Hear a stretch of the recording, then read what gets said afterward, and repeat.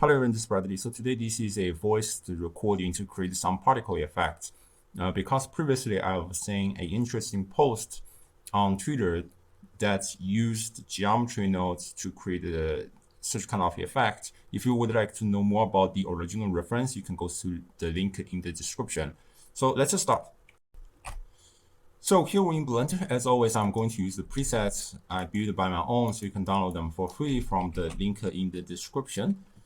And basically, all this kind of animation are just kind of a spline, whatever animation. So let's start with a curved linear, which is basically just a subdivided curve line.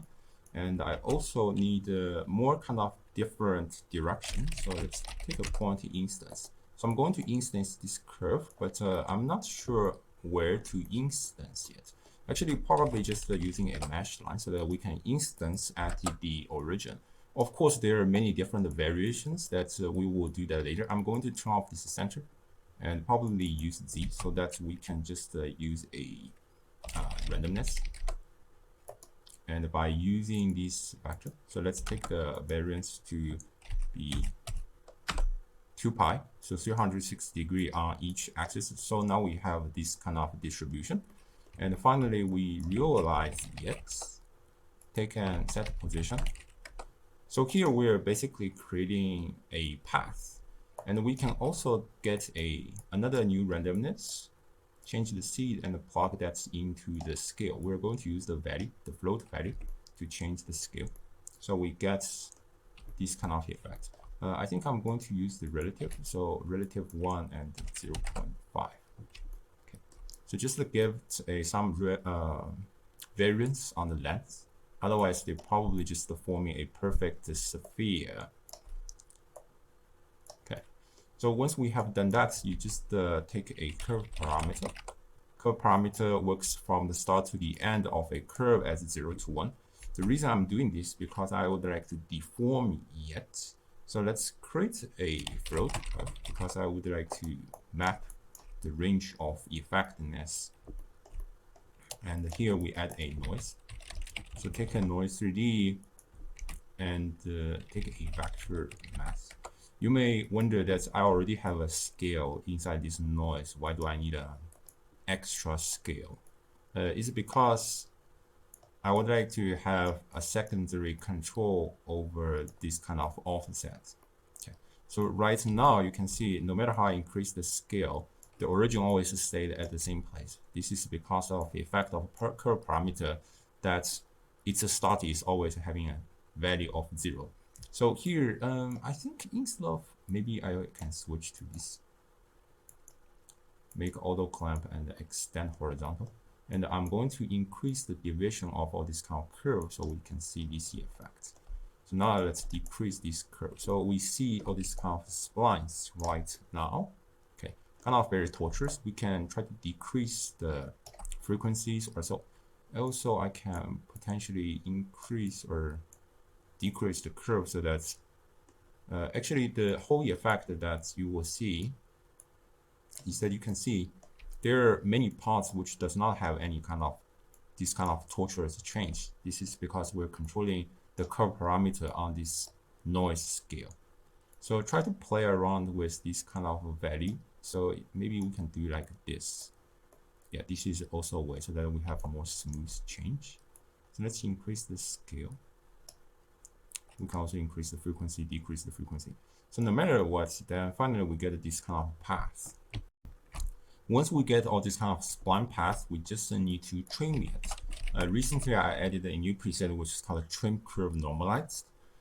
You may think it is kind of another overwhelming group nodes, but if you do not normalize it, then it's 100% the same trim curve node of this one. So whichever one you use does not really matter. I'm not sure if I'm going to really use the normalize function in this case or not, but I still will stick with the presets. Actually, this is kind of a good opportunity to discuss this preset. Although the only point I made this preset is for this normalize, but I probably won't discuss that. So anyway, basically to make the animation, we need the kind of offsets or a difference between start and the end. So I use this motion variance. I recently discussed in my noise tracer tutorial that this motion variance is just a two random value node. Okay, and you plug these values into the end, and you finally subtract a value. This subtraction is very important because it determines the thickness or the length of your final spline. So if you increase this value, then it becomes longer. If you decrease this value, it becomes shorter. So in this case, we are going to add another random value so that we can have a different thickness or different length actually. And we need to add a. So if I directly add these values into place, then you will see this kind of, it will lose all this kind of functionality. One part is because this average is too large. So we decrease the average. It seems okay. Someone is longer, someone is shorter. Then we probably do not need to worry. But ideally speaking, you always need to capture the attribute spline. You need to always capture the index of the spline. But if it does not make a difference, then you probably do not need to worry. Okay. So once we have this, then you just animate this parameter, then you get this kind of interesting effect. Okay. To make it more kind of visible, then we just bevel curve. And we turn down this radius. Another thing, we need to instance particle at the end of these splines. So you can use the preset which is called a follow splice, but in this case we're trimming these curves. So let's just take a point instance. And I've discussed the kind of following splines in geometrynodes, that you need to use endpoint selection and turn down these start sides so that we only instance a single icosaphere at the end of our curve. Okay, so now we can actually see this is too large, so we decrease the radius, and I can increase the subdivision. So here, let's take a join geometry so that we join both curves, and finally we get this sort of animation. And by increasing this parameter, then we can see this effect. And you can see this kind of small whatever is still being left there. Okay. So this is also a thing that we need to manipulate to make it scaled down to nothing at the end of animation. Okay. So what should we do right now? Just to know that we are always controlling this entire animation using these motion variance. Okay, so something should be done with this motion variance. For example, if this value reached 1, so we can actually map range and clamp it, and we can even use a color ramp. Actually, probably use a color ramp will be better. So if the value is 1, it stays at 1, but later it will shrink its size down. So starting from nothing, and finally it becomes smaller and smaller. And here we can actually see a very interesting flickering of this scale. I've actually explained this in my following spline video, that this is because the trim is working based on eliminating on some points. So if you eliminate the points, then the index within the spreadsheet will be messed up. If the index is being messed up every time you get a random seed within this particular field. So we need to capture actually the spline so that we get a different index for each spline, and I hit Ctrl H to hide it. So now we should be able to remove the flickering, and we no longer have the flickering. But maybe flickering is something you want, so this is completely optional, because I do see the interesting part of flickering. Okay. So in this case, let's just we can try to use the start actually, so that it does not disappear before it reaches to the end. And we still have flickering, do we? Because the second flickering is due to this randomness. Oh, Jesus Christ. And finally, we get this kind of effect. So the ball will disappear at the end. Okay.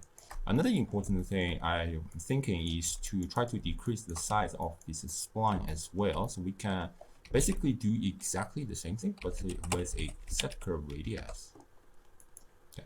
So we still need to use the color ramp, and we can even map range that, but I think it's fine because we have another radius control in this bevel curve node. So why do I need a second color ramp? Anyway, just try to use the same color ramp and see its effect. So we start with something and finally it becomes short. Probably not very obvious, but anyway. Okay, so here let's just take a set material and add any material. Let's take that to emission shaders and emit kind of blue light. So within renders, we can actually try to see a bloom effect and try to increase the strength. We also decrease the radius and try to play with this animation. And then we end up with this. Okay. Try to play around with this kind of values and you may end up something very interesting. Increase the frequency or decrease the frequency or something like that. Also, as I mentioned, this average value determine the length that you are going to have. Actually, I recently just added this mid-level, but you do not need to worry about this kind of mid-level thing because it probably will not have impact if you do not change them. So even if you do not see these two options, it's fine completely. Okay. I think that's it. Do I need to actually tell you how to keyframe this? But definitely there are other variations of this. So we probably will move on to make a variation of this particle. So instead of shooting all other ways, we probably want to have some direction of shooting. Talking about the variation is kind of very simple. So before we go to variation, I would like to capture several things into the group input because I want to control this without going along with the node tree. Okay, so to create a variation, you just duplicate the objects and we are going to hide that and duplicate the same node tree. Okay, so knowing that the entire principle of this animation is actually that we are instancing this splice. Okay, which actually means that if you change the way of instancing, for example, if you only rotate them 100 by 50, something like that, then you'll be having a kind of different effects, and you can see. Okay, so this is one effect that if you just disable the background, then it looks like this. Okay, so this is just one way. I'm going to keep this variation for the final render as well. So let's duplicate the object and duplicate the node tree again. So with all this kind of splice, instead of instancing on a single mesh line, you can even instancing on a UV sphere. And instead of, let's take a point to distribute node so that I can control the amount. So let's take another group input and determine this amount. I'm also going to Control Shift D to duplicate another node with linkage so that I can control the amount of splice. But in the second duplication, I'm going to add a parent node. Recently, I updated a lot of presets, so they may look very different from your version. But by functionality, they should not really change. And in this case, I want to use the controller to look at different points I created. So instead of using the randomness, I'm going to use a align ruler to vector. And they are outputting positions, so I need to vector mask and transfer attribute. I've discussed all this kind of basics when I was making the fundamental tutorial talking about this kind of align ruler to vector and transfer attribute. Okay, so you just I think this goes to up, that goes to down, and subtract the values, align at Z, vector to vector, rotation to rotation. So immediately it's not looking like anything kind of interesting, but if you scale it up, then you get some sort of interesting result. Okay, and you can, yeah, whatever. I think this is fine enough. So it just goes to the end. And previously we've already defined the amount. So increase the amount, and by playing with the parameter, then you have this kind of animation. Kind of very simple. So you try to play around with what kind of values and settings, create different kind of variations. And I would say that's it. So I hope you enjoyed this tutorial. I'll probably see you next time. Bye bye.